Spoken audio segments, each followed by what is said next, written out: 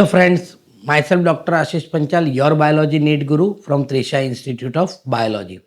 बच्चों, आज जो हम टॉपिक डिस्कस करने वाले हैं वो ये चैप्टर का लास्ट टॉपिक है, डिसऑर्डर ऑफ सर्कुलेटरी सिस्टम.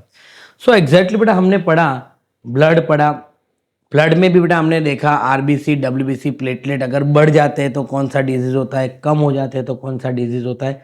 पर सर्कुलेटरी सिस्टम, हार्ट में अगर कुछ प्रॉब्लम है, सर्कुलेशन में अगर कुछ प्रॉब्लम है तो डिसऑर्डर कौन कौन से हैं, तो वो आज हम डिस्कस करते हैं. कि high blood pressure first. So high blood pressure में क्या होता है, we all know that the normal blood pressure of the individual is, normal अगर हम ब्लड प्रेशर देखें बेटा, नॉर्मल ब्लड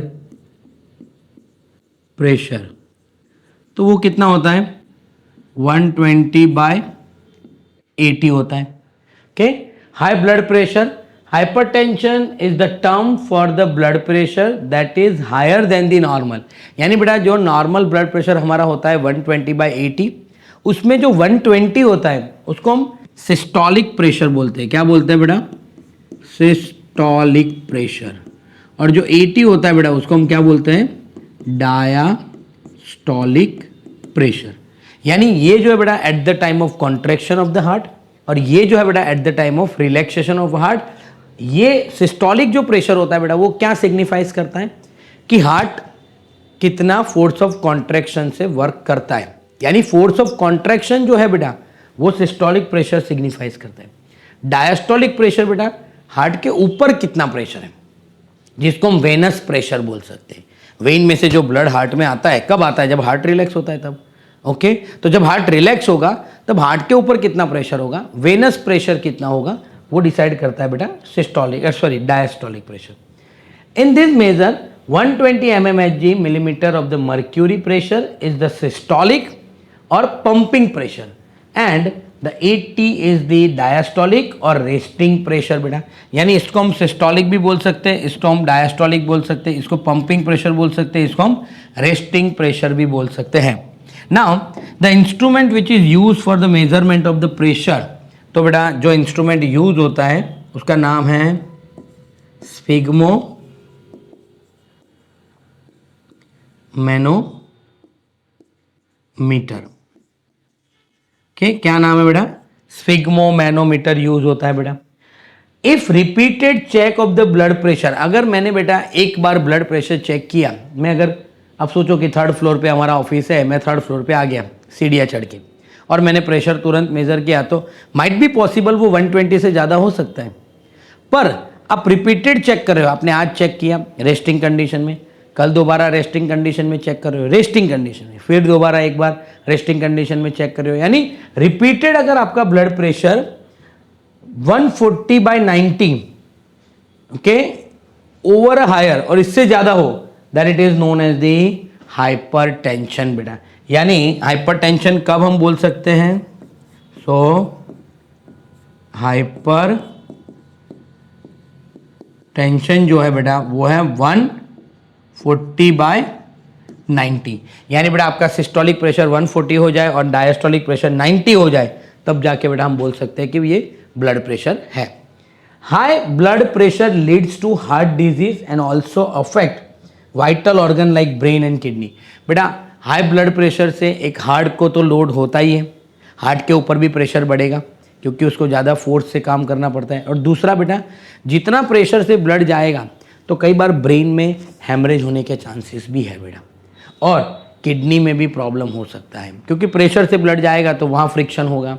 ओके, तो वाइटल ऑर्गन, हाँ ब्रेन और किडनी बेटा उसमें भी डिसफंक्शन आएगा, उसमें भी प्रॉब्लम आएंगे. तो ये हो गया बेटा high blood pressure.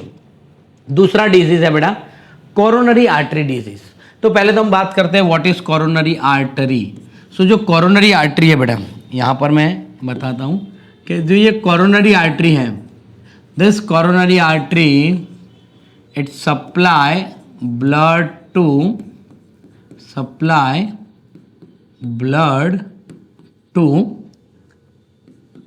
Heart wall.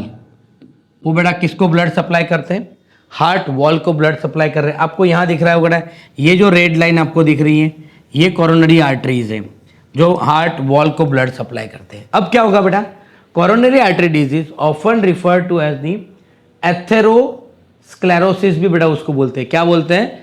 Atherosclerosis affect the vessels that supply the blood to the heart muscles. यानी बेटा इसको हम एथेरोस्क्लेरोसिस भी बोल सकते हैं। और इसमें क्या होता है बेटा, वही वेसल्स को ये अफेक्ट करता है जो हार्ट मसल्स को ब्लड सप्लाई करते हैं, हार्ट वॉल को ब्लड सप्लाई करते हैं। क्या होता है बेटा इसमें? It cause by deposition of calcium, fat and cholesterol. यानी बेटा आपको यहां दिख रहा होगा कि ये जो पार्ट है, ये आर्टरी सिंपल यहां से ब्लड फ्लो हो रहा है, कोई ऑब्स्ट्रक्शन नहीं है, पर धीरे धीरे आप देखो यहां पर डिपोजिशन होना स्टार्ट हुआ। किसका? कैल्शियम, फैट, कोलेस्टेरॉल का डिपोजिशन होगा, थोड़ा और डिपोजिशन होगा, और डिपोजिशन होता रहेगा। तो क्या हुआ बेटा, जो ये पहले ल्यूमेन था उसका डायमीटर क्या था? पूरा था। फिर यहाँ थोड़ा कम डायमीटर हुआ, यहाँ उससे कम डायमीटर हो गया, यहाँ बेटा डायमीटर उससे कम हो गया, तो ब्लड फ्लो में ऑब्स्ट्रक्शन आने लगा। जो ब्लड फ्लो में ऑब्स्ट्रक्शन आता है, ओके, यानी it cause the deposition of calcium, fat, cholesterol and fibrous tissue which make the lumen of the artery get narrow. और जितना आर्टरी बेटा नैरो होगा उस डिजीज को हम क्या बोलते हैं? Coronary artery disease. प्रेशर बढ़ेगा, हार्ट के ऊपर लोड भी बढ़ेगा और उसकी वजह से बहुत सारे प्रॉब्लम भी होंगे, आगे वो भी डिजीज हम डिस्कस करते हैं। तो कोरोनरी आर्टरी डिजीज बेटा जो वेसल्स हार्ट मसल्स को ब्लड सप्लाई करती है उसमें प्रॉब्लम होता है। क्या प्रॉब्लम होता है? Deposition of calcium, fat, cholesterol and fibrous tissue. उसकी वजह से वो आर्टरी के अंदर क्या हो जाता है बेटा? ब्लॉकेज हो जाता है। आर्टरी के अंदर जो ल्यूमेन होगा नैरोइंग हो जाएगा। अगर यहाँ पर ब्लॉकेज हो गया तो ब्लड आगे सप्लाई होगा नहीं, और वो पार्ट में क्या होगा बेटा? प्रॉब्लम, हार्ट के पर्टिकुलरली वो पार्ट में प्रॉब्लम होगा। नेक्स्ट डिजीज की बात करते हैं बेटा, तो वो है एंजाइना पेक्टोरियस। कई बार आप देखते हो कि चेस्ट में पेन होने लगता है, हार्ट अटैक हम बोलते हैं उसको। Angina pectoris it is also called as angina को हम एंजाइना पेक्टोरिस बोल सकते हैं। Symptoms of acute chest pain बेटा, एक्यूट चेस्ट पेन होता है। Appear when no enough oxygen is reaching to the heart muscles. क्यों होता है बेटा ऐसा? कि हार्ट मसल्स को अगर प्रॉपर ऑक्सीजन ना मिले तब जाके ये होता है। अब हार्ट मसल्स को कब प्रॉपर ऑक्सीजन नहीं मिलेगा? तो जब अभी हमने देखा बेटा कोरोनरी आर्टरी डिजीज में क्या था, आर्टरी का जो ल्यूमेन था नैरो हो गया। अब आर्टरी का ल्यूमेन नैरो हो गया तो अंदर से जो ब्लड सप्लाई होगा वो कम होगा, फोर्स से होगा पर कम होगा। ओके, फोर्स से होगा कम होगा, इसकी वजह से क्या होगा बेटा? ऑक्सीजन जो आगे के पार्ट को, अगर सोचो कि आपको यहाँ पर ये प्रॉब्लम हो गया तो आगे ये जो वेसल्स जा रहा है बेटा, ओके, यहाँ पर नैरोइंग हो गया है तो आगे जो वेसल्स जा रहे हैं उसमें प्रॉपर ऑक्सीजन नहीं मिलेगा। Angina can occur in the man and woman of any as, but it is more common among the middle age and the elderly age. पर बेटा आपने अभी भी देखा होगा कि बहुत सारे ऐसे केसेस भी हमारे सामने आ रहे हैं कि यंग एज में भी कार्डियक प्रॉब्लम हो रहा है। उसका रीज़न स्ट्रेस हो सकता है, विटामिन B12 डेफिशिएंसी हो सकता है, ऐसे बहुत सारे रीज़न है बेटा जिसकी वजह से ये हार्ट के प्रॉब्लम आ रहे हैं। पर प्रीवियस डेटा ऐसा सजेस्ट कर रहा है कि भाई एंजाइना पेक्टोरिस मैन और वुमन दोनों में होता है और ज़्यादातर वो मिडल एज और दी एल्डर एज में होता है। It occur due to the condition that affect the blood flow. बताया बेटा, जैसे ब्लड फ्लो कम हो जाएगा, प्रेशर बढ़ेगा, क्योंकि आर्टरी नैरो हुई तो प्रेशर बढ़ जाएगा, पर ब्लड फ्लो कम हो गया। ब्लड फ्लो कम हो गया तो क्या होगा? No enough oxygen is reaching to the heart muscles. अगर प्रॉपर ऑक्सीजन नहीं जाएगा तो उसकी वजह से हार्ट में प्रॉब्लम होगा। अगर ऑक्सीजन नहीं गया तो वो जो पार्ट है बेटा, वो पार्ट को प्रॉपर ऑक्सीजन नहीं मिलेगा तो वो पार्ट नेक्रोसिस होना स्टार्ट करेंगे और उसकी वजह से बेटा हमें चेस्ट पेन होता है जिसको हम बोलते हैं एंजाइना पेक्टोरिस। और वो जो चेस्ट पेन होता है बेटा, यहाँ से वो रेडियली स्टार्ट होता है। चेस्ट पेन जो होता है बेटा यहाँ से रेडियली स्टार्ट होगा और पेन आपके लेफ्ट हैंड तक जाएगा, पेन आपके जॉ तक जाएगा, राइट हैंड में भी पेन जाएगा, आपको शोल्डर भी पेन करेंगे। और वो पेन कभी भी आप सोचो बेटा कि वो जैसे आपके यहाँ थोरेक्स यानी ये जो आपका हम बोलते हैं ना चेस्ट एरिया, वहाँ कुछ ने पत्थर रख दिया हो ना, ऐसा पेन होता है। कभी भी हार्ट का पेन ऐसे नहीं हो सकता। आप अगर पेन करो कि सर यहाँ मुझे पेन हो रहा है, तो वो हार्ट का पेन है नहीं। सर यहाँ मुझे पेन हो रहा है, तो वो हार्ट का पेन नहीं। आप कभी पॉइंट आउट करके नहीं बोल सकते कि हार्ट का पेन होगा, वो मसल्स का पेन हो सकता है। ओके, पर अगर वो रेडियली हाथ में जा रहा है, लेफ्ट हैंड में जा रहा है, ओके, और चलने से बढ़ रहा है, तो समझ लो कि वो हार्ट का पेन है। और उसमें आपका पूरा चेस्ट, गर्दन, ये जॉ है, वो सब आपको पेन करता है बेटा। क्लियर? नेक्स्ट पॉइंट देखते हैं बेटा, हार्ट फेलियर। तो हार्ट फेलियर में क्या होगा बेटा?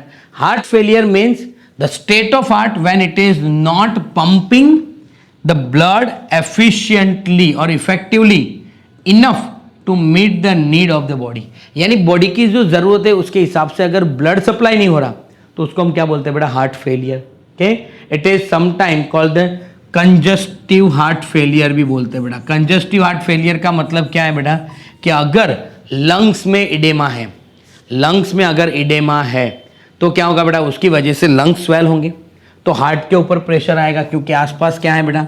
लंग्स होते हैं। तो लंग्स में इडेमा होगा तो हार्ट के ऊपर प्रेशर आएगा। ओके, तो उसको हम बोलते हैं congestive heart failure, because congestion of the lungs is one of the main symptoms of this disease. तो बेटा हार्ट फेलियर याद रखना, हार्ट फेलियर का मतलब है बेटा the heart is not able to pump the enough blood as per the need of the body. Body की demand के हिसाब से, बॉडी की नीड के हिसाब से हार्ट जो है बेटा वो ब्लड पंप नहीं कर पाएगा।